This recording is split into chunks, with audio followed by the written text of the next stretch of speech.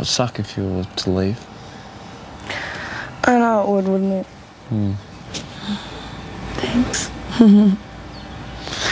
With 3 girls up for eviction, the boys are beginning to realise how much they might miss them. Out of all these girls, who do you reckon is the hottest one? Like, which one do you like the most? Okay, so we've got Estelle. Definitely. Ryan's already dibs it. Yo. Yeah, that's right. Sarah is probably... Do you think Sarah could be? I reckon, for me it is. I think she could be. If I had to pick anyone, but she's got a boyfriend. Yeah. That sucks. Yeah. Oh yeah, no, that's she's the reality. She's the best one out of all. Mate, that's the way the cookie crumbles. It is, eh? It always is, isn't it? Always the case, man. All the good ones are taken. Benjamin was punished yesterday for not wearing his microphone. Tonight, he has accidentally broken one. Benjamin. Hi, big brother. I was walking back from the kitchen just then and playfully decided to spin around the pole. And I noticed that after I walked away that the microphone has actually fallen down. Can you refresh Big Brother's memory? Is there a sign on the pole saying, housemates free to swing on this pole at any time? No, it certainly does not say that. This does constitute a breach of the housemate guidelines and will be dealt with at a later time. Is that clear? That is clear. Thank you, Benjamin. You're free to go. Thank you. That is all. Maybe you'd be more relaxed if you had maybe got to know a few more people. Earlier, Sarah told Big Brother she felt Angie hasn't made an effort with some of the housemates. Now she's ready to bring it out into the open. Tell me to take a huge flying leap, but there's probably more to me, more to a lot of other people that we all need to kind of acknowledge before time gets away, because days are going quick and we're getting into a routine, and that's really nice. Like, for example, I was feeling a little bit defensive of someone in the house last night that got 22 votes, and there was 2 people that walked up to her and said, that's terrible. Yeah, obviously people are going to get cliquey. Unfortunately, that's what happens, because in my mind this is very much like school, in the fact that you're pushed together with people that you haven't chosen but have been like in a really tight situation, and you're spending all your time with them. But the difference is... just pop into another perspective. I'm 30, this is so not like school for me. I'm enjoying my holiday and enjoying every second I spend with everybody. I don't want you to look back and go, I really did not give everybody a chance. I usually play I Spy and one on road trip. Yeah, can't play that.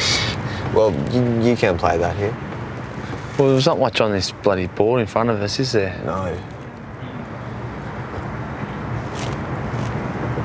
I don't think I realised how much people thought that it was quite cliquey. And I appreciate you saying that, like saying it in a way that it's not like, and you don't do this, do that. You're your own person. Yeah. You are your own person, and that's what I respect about you. Definitely. Okay, thanks. It's just discussing something. No, definitely, and I appreciate that. Oh, sweet. I'm going to go to the bathroom quickly. Nah, I don't even care about getting nominated right now.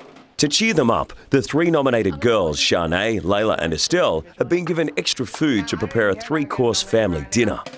This food is amazing, the company's amazing, and I'm enjoying myself one hell of a lot. Me too. Yes. It's good. It's actually the best I've felt all week. Good. Just quietly.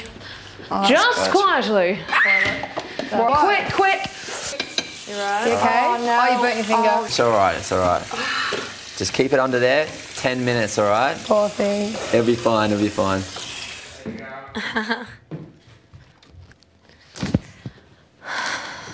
Angie.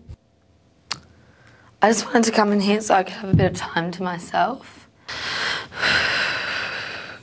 I felt like a little bit negative towards Estelle at the start of the day, just because I think the way she goes about things is different. I don't even know why I'm crying. Just give me a sec. And then have Sarah pretty much turn around to me and say, oh,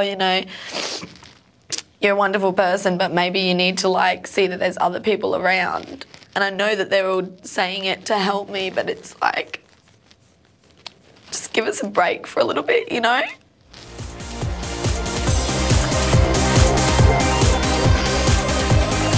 Coming up, housemates laid bare. I'd really like to be able to open up to people a lot more. To save Layla, call 1902 559 508, SMS Layla to 199 55999 or vote on Facebook.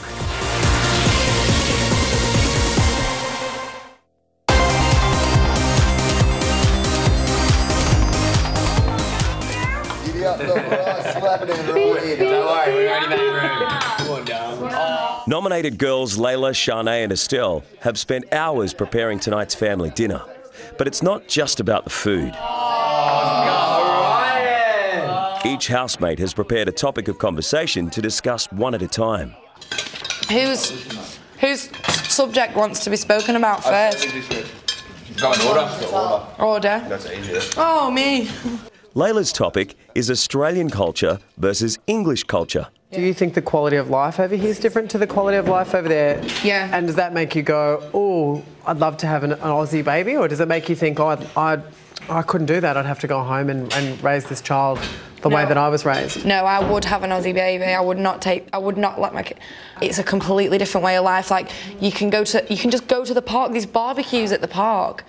In England, they would be destroyed. Yeah. They'd be blown up. Yeah. And it's the weather, mainly. Yeah. Because the weather's so grey in England. Everybody's grey with it. With 14 housemates, there's plenty to discuss. Michael has chosen the topic of the event that has defined their lives. What it is was me getting my apprenticeship and how I got it. Yeah, so like I always wanted to go to uni, but obviously like our family never had the money, so I had to stay in town. And like, I reckon whatever you put your mind to, you can do it, you know? Like, I felt like I was obliged to help my mum and sister, so like I got the best marks at my school, I got ducks, I got the highest in my maths, and that helped me, and that's how I got my apprenticeship. Like, even I felt relaxed, you know? I felt like, I felt like I'm the man of the house, and like I've helped my family, you know what I mean? So I can do this. So mine was just that I moved out of home when I was quite young. So I was 15 and I moved out of home, and I did the park thing, I did the share house thing, I did the welfare thing, and you know, it was really difficult, and I finally came round to the prospect that it's not all bad, and I was able to somehow keep myself in school. Shanae's story is the most personal of all. One of the most significant things that have happened to me is having my father pass away on me when I was quite young. I've never really, honestly and truly dealt with it. And then 2 years after that, my mum had to go through chemotherapy. Being an only child, it's really hard to deal with. It was such a significant thing because I had to grow up so incredibly quickly. That's why I am, and I apologise, I am so closed off, and I'm this angry young lady inside, and I know I am, and it's really hard to break down those walls. Anyway, I can't talk about this anymore, I'm sorry. You did all right, you did well. Beautiful, that was beautiful. Well done, it's gorgeous. Earlier in the day, Angie was concerned about tonight's topics becoming too passionate. But so far, everyone has been behaving. Don't be so greedy. You've had the most beer. Come on, girl. You girls have hit the bloody spot, eh? As they move to the lounge, talk turns to what they would change about themselves. Change one thing. You probably figured out that I like to talk, so I won't take too long. Probably just what a lot of people saying. I'm very much a high achiever, and I probably put too much pressure on myself, and I'd like to change that. And being able to open up to people. I talk a lot. I don't know if I'll ever be able to love someone for a long time, and I've been single for a long time by choice. But I know Angie is in a better position to open her heart, and I think I could learn a lot from you in that respect. So I'd really like to be able to open up to people a lot more. Perhaps to become a little less independent and be able to depend on someone else. So that's probably it. I'd fix anything in my life. I'd fix my stutter, for sure. Yeah, perfect example.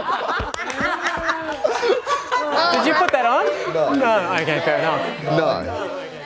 No, I don't fake my stutter. No, because like, you know, it's just like the small things in life that I hate doing. I hate talking on the phone. I hate getting, you know, like, to get, you know, like a pizza or like a hamburger. I had some friends in the car once, and they wanted, you know, some fast food, and we had to go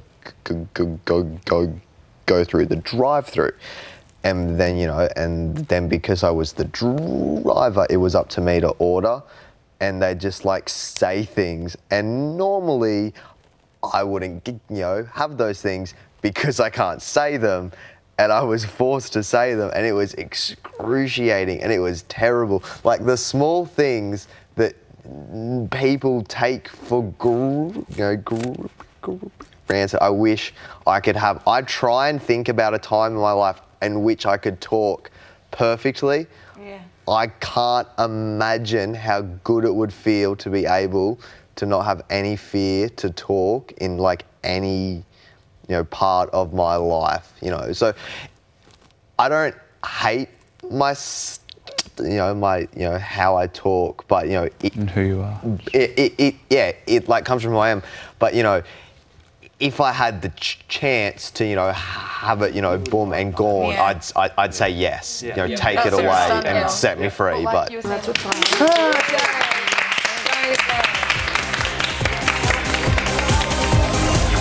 coming up. My lips are really, really salty. To save Shanae, call 1902 559 504, SMS Shanae to 199 559 or vote on Facebook.